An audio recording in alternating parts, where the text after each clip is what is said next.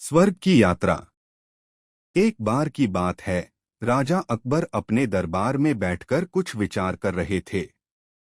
तभी अचानक उन्हें ख्याल आया कि उनकी दाढ़ी और बाल काफी बढ़ गए हैं। इस ख्याल के आते ही उन्होंने अपने एक दरबारी को बुलाकर नाई को फौरन हाजिर होने का संदेश भिजवाया। राजा का संदेश मिलते ही नाई महल पहुंच गया। महल पहुंचकर नाई राजा की हजामत बना ही रहा था कि कहीं से एक कौवा वहां आकर बैठ जाता है और काम करने लगता है। राजा अकबर नाई से पूछते हैं, यह कौवा काम क्यों कर रहा है? इस पर नाई जवाब देता है, यह आपके पूर्वजों का हालचाल बताने आया है। नाई के इतना कहते ही राजा अकबर आश्चर्य से पूछते हैं, तो बताओ फिर यह कौवा मेरे पूर्वजों के बारे में आखिर क्या बता रहा है? राजा के इस सवाल पर नाई कहता है, यह कौवा कह रहा है कि आपके पूर्वज स्वर्ग में मुसीबत में हैं और काफी परेशान हैं।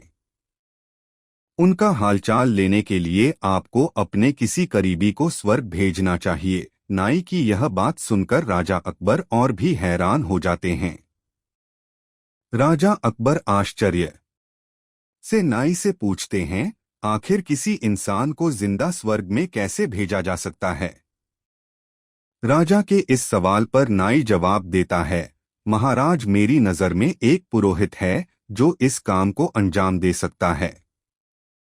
बस आप इस काम के लिए अपने किसी करीबी को स्वर्ग जाने के लिए राजी कर लीजिए। नाई के इस आश्वासन पर राजा अकबर तैयार हो जाते हैं और दरबार में अपने सभी करीबी दरबारियों को बुलाते हैं। राजा के आदेश पर सभी करीबी दरबारी राजा अकबर के सामने हाजिर हो जाते हैं। सभी दरबारी राजा से अचानक बुलाने की वजह पूछते हैं। इस पर राजा उन्हें नाई के साथ हुई सारी बात सुनाते हैं। राजा की बात सुनकर सभी दरबारी एक मत में बीरबल का नाम आगे रखते हैं।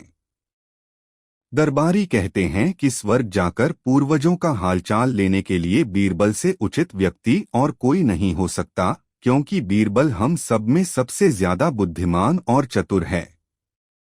इसलिए स्वर्ग में आपके पूर्वजों का हालचाल लेकर वह उनकी परेशानी का हल आसानी से निकाल सकता है। राजा अकबर दरबारियों की इस सलाह को मानते हुए बीरबल को स्वर्ग भेजने की तैयारी कर लेते हैं। इस बात का पता चलते ही बीरबल शहंशाह अकबर से पुरोहित को बुलाकर स्वर्ग भेजने की विधि के बारे में पूछते हैं।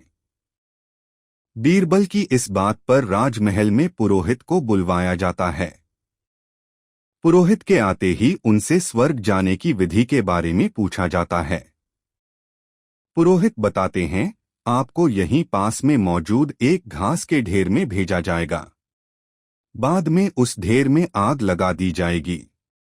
फिर कुछ मंत्रों की शक्ति से आपको स्वर्ग भेज दिया जाएगा। स्वर्ग जाने की पूरी प्रक्रिया जानने के बाद बीरबल राजा अकबर से करीब 11 दिन का समय मांगते हैं और पुरोहित को 11 दिन बाद बुलाने की बात रखते हैं।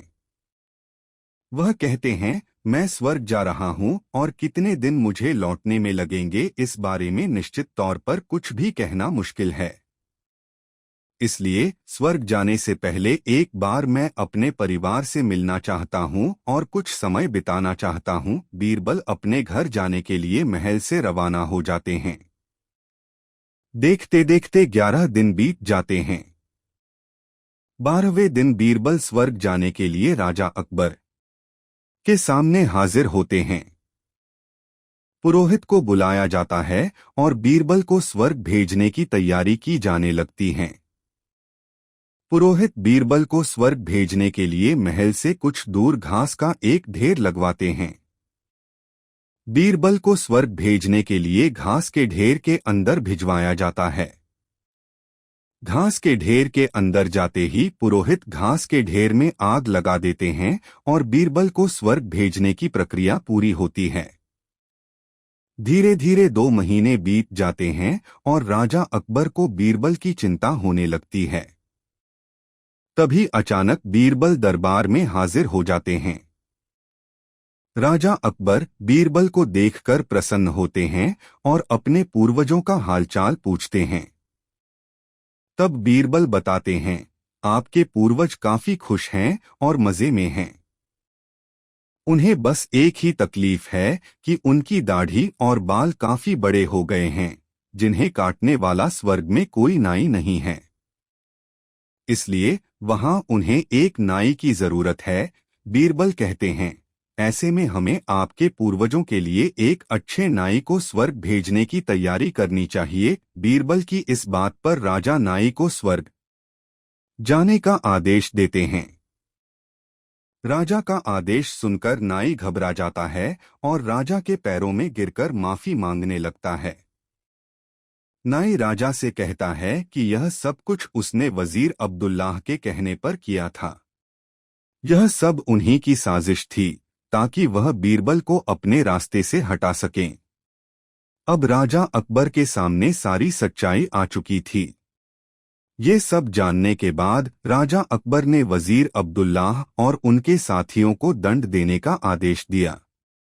अंत में राजा अकबर बीरबल से पूछते हैं, तुम्हें इस सच्चाई का पता कैसे चला और तुम घास के ढेर में आग लगने के बाद कैसे बच गए? तब बीरबल जवाब देते हैं, आग के ढेर में जाने की बात सुनकर मुझे इस साजिश का अंदाजा हो गया था। इसी वजह से मैंने 11 दिन का समय मांगा था। उन 11 दिनों में मैंने उस घास के ढेर वाले स्थान के नीचे से अपने घर तक एक सुरंग बनवा दी थी। उस सुरंग के जरिए ही मैं वहां से बचकर निकल पाया। बीरबल की पूरी बात सुनकर राजा बहुत प्रसन्न हुए और बोले, वाह बीरबल वाह, यह काम केवल तुम ही कर सकते थे। रेत से चीनी अलग करना। एक बार बादशाह अकबर, बीरबल और सभी मंत्रीगण दरबार में बैठे हुए थे। सभा की कार्यवाही चल रही थी। एक एक करके राज्य के लोग अपनी समस्याएं लेकर दरबार में आ रहे थे। इसी बीच वहां एक व्यक्ति दरबार में पहुंचा। उसके हाथ में एक मर्तबान था। सभी उस मर्तबान की ओर देख रहे थे। तभी अकबर ने उस व्यक्ति से पूछा, क्या है इस मर्तबान में? उसने कहा, महाराज इसमें चीनी और रेत का मिश्रण है। अकबर ने फिर पूछा, किस लिए? अब दरबारी ने कहा, गलती माफ हो महाराज, लेकिन मैंने बीरबल की बुद्धिमत्ता के कई किस्से सुने हैं।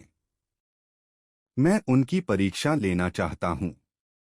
मैं यह चाहता हूँ कि बीरबल इस रेत में से बिना पानी का इस्तेमाल किए चीनी का एक एक दाना अलग कर दें। अब सभी हैरानी से बीरबल की ओर देखने लगे। अब अकबर ने बीरबल की ओर देखा और कहा, देख लो बीरबल, अब तुम कैसे इस व्यक्ति के सामने अपनी बुद्धिमानी का परिचय दोगे? बीरबल ने मुस्कुराते हुए कहा, महाराज हो जाएगा, यह तो मेरे बाएं हाथ का काम है। अब सभी लोग हैरान थे कि बीरबल ऐसा क्या करेंगे कि रेत से चीनी अलग अलग हो जाएगी। तभी बीरबल उठे और उस मर्तबान को लेकर महल में मौजूद बगीचे की ओर बढ़ चले। उनके पीछे वह व्यक्ति भी था। अब बीरबल बगीचे में एक आम के पेड़ के नीचे पहुंचे। अब वह मर्तबान में मौजूद रेत और चीनी के मिश्रण को एक आम के पेड़ के चारों तरफ फैलाने लगे। तभी उस व्यक्ति ने पूछा, अरे यह क्या कर रहे हो? इस पर बीरबल ने कहा, ये आपको कल पता चलेगा। इसके बाद दोनों महल में वापस आ गए। अब सभी को कल सुबह का इंतजार था। अगली सुबह जब दरबार लगा तो अकबर और सारे मंत्री एक साथ बगीचे में पहुंचे। साथ में बीरबल और रेत व चीनी का मिश्रण लाने वाला व्यक्ति भी था। सभी आम के पेड़ के पास पहुंच गए। सभी ने देखा कि अब वहां सिर्फ रेत पड़ी हुई है। दरअसल रेत में मौजूद चीनी को चींटियों ने निकालकर अपने बिल में इकट्ठा कर लिया था और बची खुची चीनी को कुछ चींटियां उठाकर अपने बिल में ले जा रही थीं। इस पर उस व्यक्ति ने पूछा, चीनी कहाँ गई? तो बीरबल ने कहा, रेत से चीनी अलग हो गई है। सभी जोर जोर से हंसने लगे।